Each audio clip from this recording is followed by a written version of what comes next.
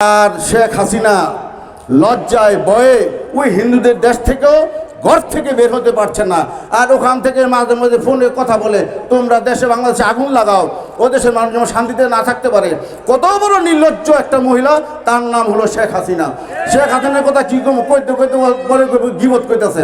যা বলছি সত্য কথা বলছি, আল্লাহ যা করুক আমগো যাই করুক, কিন্তু শেখ হাসিনার মতো কুলাঙ্গার নেত্রী যেন এদেশে আর না আসতে পারে।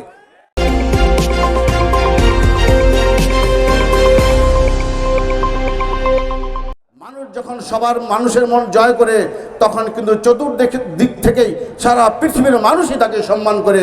আমাদের খালেদা জিয়াকে কি সম্মান দিয়েছে কাদের সরকার প্রধান, এটা আমরা সবাই জানি।